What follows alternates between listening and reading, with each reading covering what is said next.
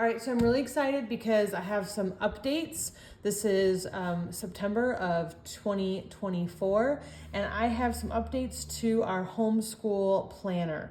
And this is the basic planner. If you are wondering about the inside of the homeschool planner and record book, that is in the original walkthrough video and has not been changed. But this is the updated version of my basic homeschool planner. And first of all, I want to highlight this brand new chicken cover. So sweet with the little baby chick here and the red hen on the back. We have had chickens for 15 years and are big chicken people. And I know a lot of you homeschoolers are as well. So wanted to create a chicken planner for the chicken lovers out there. And of course, I still have the Highland Cow Planner. This is by far and away my most popular planner. And this is the back side. I know that they don't show that on Amazon, but it is super cute. And I also still have the watercolor forest and the floral planners. So let's go ahead and take a look at what is new on the inside. So what you'll see right away when you open it up is just like a title page, and then you can scan this QR code to get directly to my website. And here you have your, at a glance. And what we're gonna see is our yearly planning pages are up first. Now I switched from lined journal to bullet journal for this year, and you have your 12 months to put in here in whichever order you would like for your year at a glance. You can put in all your important dates. And then I have some curriculum and resources pages here where you can put in your subject and then all the different resources you have or plan to use for that subject. So I have a lot that I like to use, so I created a few pages of that. And then of course your password tracker, so you can put in all your school related passwords for all those online memberships and programs that you use so you don't forget. And then we move into our monthly planning. So these are blank months, they're undated, so you can start wherever you would like. And what I want to show you is that all the months go together, and there are 12 months in here, so you can use it for the whole year, or 9 months if you choose to school that way. And so you can just put in your month wherever you start and go forward from there. If you school year round, this planner has you covered. Then we have our weekly planning pages. This is what it looks like. It is a kind of wide open for you to use however you want. Some people like to put the days of the week over here and the subjects on the top.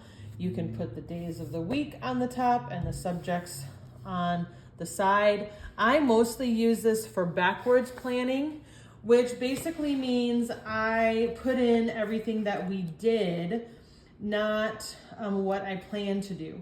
So the problem with planning forward is that things don't always go the way I think they're gonna go, and that can be kind of frustrating. So instead, I just write down everything that we did. So what I have been doing, this is from last year, and what I did last year was I put just what week it was, and then what we did in each subject for that week. And I like to add stickers, obviously, to my planner, but you can choose to do it however you see fit. And that's what the purpose of this planner is just to be able to give you lots of options for how you want to use it. So there's plenty of weekly planning pages, as you can see. And then as we get to the end of those, we have tracking. And so I know most of you need to track attendance, And I did date these August through July, but you can start at whatever month you're starting in. And basically you just fill in the circles on the days that you did school if you're tracking attendance. So I have multiple trackers up here if you want to track attendance for multiple kids. I use one tracker for all 3 of my kids for the year, and I put attendance here, what year it is, and then I just fill it in one sheet. Now, if you want to track other things, like maybe you want to track your exercise as a family, you can put that here and then track exercise. If you want to track any other daily habits, you can do that. Maybe you want to track your daughter's reading. So, you can track the days that your daughter read for 20 minutes or whatever. So you can use these trackers however you want, and there are a few pages of those.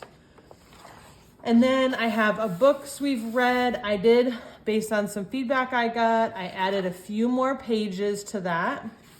So that has been expanded. As you can see, lots of books we've read pages. And then we end with just some bullet journal pages. I like these grids because I can use it to make my own table if I need to, or like schedule template, or I can just use it like I would lines to write. So that is our basic planner. All of these have the same insides. Also new for this year, I decided to go with this planner, which as you can see is a little bit different size. I am calling this my minimalist planner. It's very similar to these other planners with a few notable differences. First, as you can see, the size is different. I love the square design of this and its compact size. I really appreciate, and I'll show you some of the other differences. So we have in here, this is the one I'll be using this year. Same yearly planning, and I don't have the year at a glance, but I do have the curriculum and resources, password tracker. And then we get into our monthly planning. And again, these are blank months that you can fill in for the months. And there are 12 of those. And then the weekly planner is just a little bit different. This one actually does have your days of the week here, a place for you to write the date, and then your subjects go along the top. So this is a little bit more specific about how it's used, and that's what the weekly planning pages look like. And then in the back, there are, I think, just a few of these tracking pages and then notes. So you can use the notes however you want. There's quite a few pages of notes. So if you want to put in your books or field trip tracking or anything like that, you can do that. But that is our minimalist planner. As you can see, it is more minimal in size, but also in content for those who are just looking for the basics.